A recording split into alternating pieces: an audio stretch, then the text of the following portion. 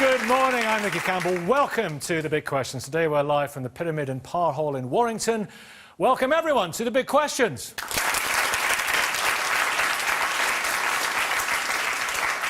On Tuesday night, 8 men were executed by firing squad in Bali for drug offences. They refused to wear blindfolds and sang hymns as they walked to their deaths. 2 of the men, the Australians Andrew Chan and Mayuran Sakamuran, had been convicted of leading the Bali Nine, a drug ring which smuggled $4 million worth of heroin out of Indonesia. Is the death penalty ever justified? Imam and broadcaster Ajmal Masroor. Ajmal, Pope Francis, a man I'm sure you admire, recently, in 2012, he said, today the death penalty is inadmissible, no matter how serious the crime committed. It's very important for us to consider what he is saying and what others are saying. However, there are questions that we need to still ask. Those people who are perpetrating the most heinous crimes around the world, including, for example, Anders Breivik, who killed 79 people in Norway, or the paedophiles who have been convicted of crimes against children, others who have done horrendous crimes, including Hitler, Milosevic, responsible for 8,000 men and children killed in Srebrenica. What do you do with such people? What kind of punishment can you give so that you create a deterrent for others never to think about it? Is it a deterrent? 1 second. Would it stop them thinking about it? 1 second. Deterrent for others not to do it again. And secondly, it's a corrective method by which societies can heal. I agree that in my faith, in Islam, punishment is very strongly given, but the verse of the Quran that talks about punishment also actually concludes by saying, however, forgiveness is better for you. So there is a human element of compassion that is missing. The bigger problem that we have currently is our justice system is failing to punish people adequately for the smallest crime to the biggest crime. There are disproportionate sentences that are given out for crimes, and that just makes a mockery of the system. So there's no chance of redemption if you kill somebody. 2 of these people sang hymns, and they were being convicted for the people and put to death because of the people they once were. What kind of... If you let me finish. Yeah, sure. Go on. No, redemption. Not the people that they became. So you leave out no opportunity for change. I agree that that is the outcome. However, this is a discussion based around the world as a life on its own. There is a concept called the life hereafter, which is what the people of faith believe. So I believe there is a life hereafter. These people are not responsible just for taking drugs. They're drug dealers, traffickers, blighting our communities, destroying children, our families. I've come across many young children who become vegetable completely because of drugs addiction. You'd execute paedophiles, you I'm saying paedophiles who've been convicted, right. Anyone who has committed heinous crime... Rolf Harris? You've executed Rolf Harris? Let the court decide, not me. I'm not a judge. But that's your principle. I'm giving my principle outline. Would you execute the killers of Lee Rigby? As far as I'm concerned, anyone who is a murderer and committing heinous crime should be put to the ultimate punishment for the society to learn and create a process of healing. Okay, let's see what other people think. Sure. Shaun Attwood, former drug dealer, spent 6 years in a Supermax prison in Arizona. What about this argument that it would be a deterrent? It's not a deterrent. America has got some of the highest homicide rates in the world, and the states that have the death penalty have got the highest murder rates as well. And also look at all the innocent people that are getting killed through it. In these states, these governors of these states love to roast a black person right before they go into election. That's how they get their votes. DNA now has shown over 200 people have been exonerated through DNA. Dozens were on death row. My lawyer got one guy off death row, Ray Crone, the snaggletooth killer. Waitress was found dead near a bar. He'd been in the bar. She had DNA at the scene and a bite mark on her leg. DNA didn't match, bite mark didn't match. State of Arizona paid $50,000 to an expert witness to say his teeth matched the victim. They gave him $5,000 to defend himself. He went up, got found guilty. He was on death row for 10 years, almost executed him multiple times. Is it in any way a deterrent? You've been there, you've spoken to these people. Would it work in any way to stop people, or as Ajmal said, to make people think twice? No, it doesn't, because when people are on drugs, or they're high, or they're committing crimes, they're mentally ill, they're thinking they're not going to get caught. I was on drugs when I was running this ecstasy business. I was thinking I was not going to get caught. We were joking, we were above the law. And in response to you, it was nice of you to extrapolate the world's, supervillains from history to make your case. How about these ladies that are getting executed for getting their heads cut off for sorcery in Saudi Arabia? Can I ask what about those people? Can I ask you a question? I think the point that was made earlier on is very valid, and that is, if the legal system is racist in its makeup, if it's unfair, if there are problems, then it, of course, must not be done. In my faith, the execution can only be done when it is 100% proven that this person is guilty. And when is that? Hold on a second. How is that possible? DNA? Let me ask you a question. Yeah, of course. Let me ask you a question. You said earlier on that you were a drug dealer. Yep. How many lives have you destroyed? How many children have you destroyed in that process because you wanted to make quick money? And how many young people actually think it's good to do drugs? Unless we find a very strong deterrent, Shaun people Attwood. like you won't be stopped. I was one of those young people, and I did wrong, and I can't change my past. How many lives? Now I go into schools, But and how I've many lives sparked have you over destroyed? 100,000 young people in the last 5 years to put them off getting involved in drugs and crime. How many young people have you spoke to? Hundreds, thousands of young people I Right. speak to. I've just come back from Norway, addressing a crowd of young people in a school, telling them about the morals and ethics that are needed in life. Look, I am for preserving life. Dr. Hannah I believe if you take a life, innocent life, it's wrong. We need to have our judicial process and our justice system correct. Go Dr. to Hannah Saudi Arabia and look in a woman's face as she's getting her head cut off, and you say that. Let me speak to Hannah. That line there from Ajmal, saying that only if we're absolutely sure. Does that resonate with you? The judge sentencing the Birmingham Six said his only regret was the death penalty wasn't available to him because he felt they should be executed. 16 years later, they were, as most people know, released from the Court of Appeal. It was terrible what had happened to them. They were deeply damaged by it, but at least there was a possibility that they could be released. Had they been executed at the time, they would undoubtedly have become martyrs for Irish republicanism, which would have had an enormous effect on the conflict in Northern Ireland, and a terrible, terrible wrong would have been done. There is no academic evidence that supports the idea that the death penalty is a deterrent. It damages us as a society because it's coming down to their level. Charlie, in a minute, Charlie, you heard there from Shaun, who was in a Supermax prison there. There are huge amounts of people there who are innocent but are on death row. Well, but the system is designed for problems, to get rid of problems before they happen. There is a procedure of appeals that goes on for about 10 years to make sure. And many of the cases that you cite of people who have gotten off doesn't mean they are innocent. They have not met the bar. That's how exactly it is. Have you ever been in the system? But again, Seen how corrupt it is? but they get taken out before they get to the death chamber because of the appeal system. There's a greater chance if you are in a non-capital case going for a life sentence that you will die as an innocent person in jail because you do not have that super process. That's nice in theory. The governor, No, it's real. Hannah. No, the governor of That's the Supreme Illinois Court talking. instituted a moratorium on the death penalty after more people had left death row because they'd been exonerated than had been executed. With over a 50% failure rate, he said that system wasn't safe to operate. You're absolutely right. The system is failed. If we can get the system right, and if we don't get the system right, remember what I said, the bar is very high. The compassion element is very important. Forgiveness is more important than anything else. However, we must not move away from the possibility of putting the most heinous criminals in the world, the ones I've mentioned, to that process. Otherwise, we are saying they can get away with murder and there is no punishment. Philip Blond. Yeah, the trouble with the death penalty is it's a way of not dealing with issues rather than dealing with issues. America has a terrible problem with the bottom third of its society. Take a train from New York to Washington, you go through Baltimore. It's worse than any third world situation I've ever seen in my life. Desolation, poverty, it's a criminal culture that has produced this level of depravity. And all America does is imprison black person after black person, kills them whether they're innocent or not, as a way of not dealing with problems.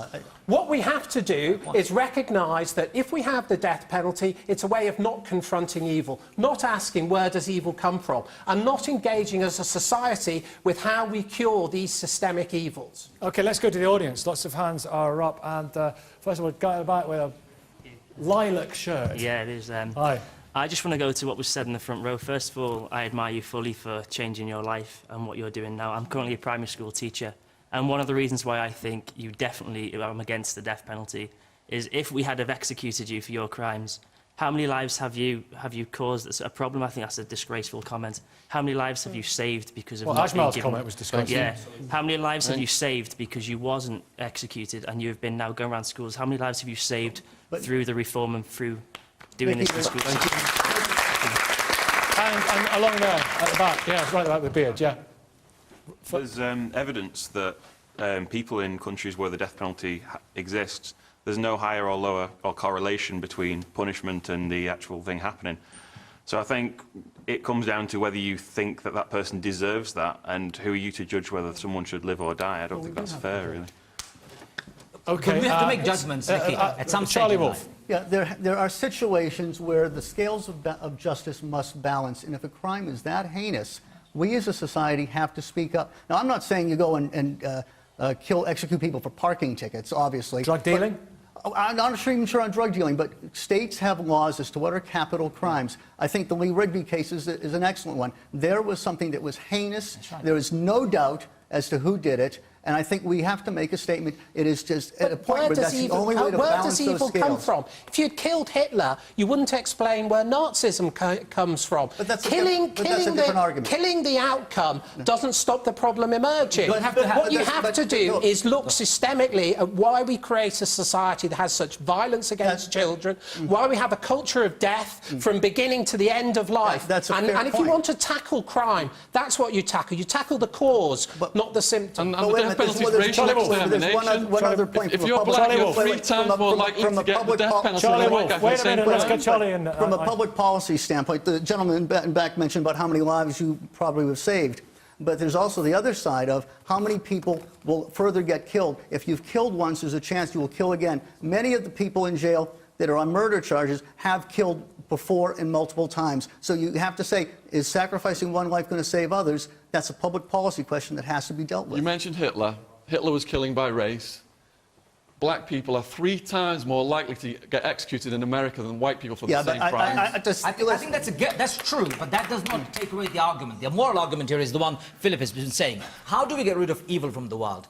It is not mutually exclusive, they're inclusive. You get rid of the evil by doing education program, by driving those campaigns, but as it stands now, those people in your world will be executed. You don't get rid of evil by doing evil. There is a major moral issue here. Do you descend as a society to a place where you take life when somebody else takes life? I actually believe that there is a commandment, which I thought actually Charlie went along with, thou shalt not kill. Actually, and for me, the society which actually starts taking life in return for somebody else taking life is actually descending into a moral abyss, because actually the possibility of repentance, forgiveness, renewal is all removed under those circumstances, and it debases the society where capital punishment exists, as we've seen in Indonesia in the last year. Do you, though, as a family man yourself, if somebody like, if Ian Brady or somebody like Robert Black, the child killer, were to have been executed, you wouldn't weep for 1 second. It wouldn't trouble you. Would it trouble you? Because I would much rather we actually punish them by the deprivation of liberty for the rest of their lives. That is the appropriate punishment in any society. It can be for the rest of their lives. We have a sentence which is, I'm sorry, but learn about our legal system in this country. There are a whole number of people who are in prison for the rest of their lives. They have been given whole life sentences. Charlie will come back on that. Then you're still hearing stories about Myra Hindley getting married or Ian Brady doing something. These families are still suffering. Dead. But also when alive. But just to correct the bishop, the correct translation of the 6th commandment is thou shalt not murder. All right, it's not kill. I know it's been translated in the King James as thou shalt not kill, but if you understand the Hebrew, it's thou shalt not murder, which is different. It's 2 bishops against you, Charlie. I'm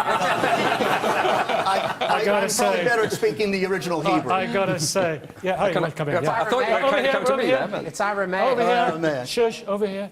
I know this is a point that's been put over time and time again, but I would just like to give the example of a parent and a child. If your child hits somebody, do you hit them as a parent to teach them that that was the wrong thing to do? It's hypocritical to kill people because they've committed a murder. I don't think it's right. Yeah, absolutely. I think a lot of the arguments that have been put forward today are actually turning us away from the key issue here. And I think a lot of the time we let our emotion get involved. I can understand why the mother of a son who's been murdered would want to see that person dead. Of course. That's not to say it should happen. I'm sorry, the fundamental point here, whether it works as a deterrent or not, and I think it's a strong argument that you've said to say that it doesn't work as a deterrent, is the fact that it is just pure brutality, and it has no place in a civilised society Absolutely. like this or the US. Bishop Jonathan. Absolutely. Just to take up that word, brutality. If we participate by exercising the death penalty in our society, we are contributing to the brutalising of society, which is the systemic problem we're dealing with in the first place. I find it funny that everybody who's against the death penalty, when I have a conversation and is in favour of life, says, let them rot. So... One of my Well, not everybody responsibilities- says. Not everybody says let them rot. Bishop Jonathan. rot. One of my responsibilities as a bishop is indeed to visit my colleagues who work as chaplains in prisons. And the work I see going on there in terms of trying to bring about some degree of redemption and change within the people there, even those who are lifers. I was in a prison last week. And beyond redemption. Not but beyond the possibility of release, perhaps. No, even those who are going to be there till the day they die. There is still some people are beyond redemption, aren't they? Well, no, absolutely not. The Yorkshire Rippers, there's still hope for the Yorkshire Rippers. They will come to Jesus. There's the possibility of real change in people's lives, and one sees that happening through faith and through other means in terms of the excellent work that Myra goes on in Hindley prison. turned to God, didn't she? Do you think she found redemption? Those cases like that are always hugely difficult. You don't know how genuine these things are, but I believe, and our fundamental belief as Christians, is that no one is beyond the possibility of redemption. James Bloodworth. I think one of the problems here is that people on this side of the debate are assuming that there's such a thing as 100% certainty. I think occasionally there is, but most of the time when justice is carried out, there is a margin of doubt. And if there are instances of people being executed for things they didn't do. This is happening repeately. And one of the principles... And DNA can become very easily contaminated. The principle our justice system is based on is that it's better to let 10 guilty people off than to execute one innocent person in jail. That principle is absolutely right. If there is any doubt, don't execute anybody. As far as I'm concerned, but I'm still saying the marker has to be always there. There's almost always some element of doubt. I understand that because we're human. I understand that. What I'm saying is we should not confuse the idea. The idea is very simple. Human being by nature, we should have the right to redeem, to ask for forgiveness, to renew our life, to become better. Of course we have. But there are certain circumstances in our society, in our world, where crimes are so heinous, the punishment has to be the ultimate one. I'm saying only under such circumstances, court or a state can have that right. But, like we all agree that punishment doesn't always And I come back end. to paedophilia, for example. Yeah, okay. If it's absolutely certain somebody is a paedophile, you would think... If somebody has been abusing children, what would you do if it's your own child? I would want to rip them apart, but I want the law to stop me doing that. So I want the law to take its own course. So if the law says the ultimate punishment for somebody who is committing crimes against children is death, listen, I would say let the court decide. But my principle is like Your principle is... As far as they should be executed. As far as I'm concerned, people should have the right to forgiveness, to redeem themselves. But ultimate crime would, unfortunately, result in ultimate punishment. So you'd kill the mentally ill as well, would you? That's not the process. Well, the fact is many of these people who are paedophiles are mentally ill. And many serious murderers are actually in psychiatric units like Broadmoor, where Brady is. I mean, you know, the notion that somehow or other these people are suitable for execution because they have committed it willfully, when we don't know their background, we don't know why they've done it and so on, I find it debases our whole society in a way of handling people and judging people. Shaun, last word. Clinton executed a guy who had the mental age of a 5-year-old. He didn't know where he was going when he was getting executed. He had his last meal. He left his dessert in his cell because he thought he could come back and get it. And when they were putting the lethal injection cords in him, he thought he was getting a medical test, and he helped them execute himself. And that was wrong. That murder was wrong. Yeah, but well, you said you have not understood the point. We have to. If there is doubt, we have two other things to discuss, ladies and gentlemen. And so we have to leave it there. Let's round it off by giving yourselves a round of applause for that. Thank you.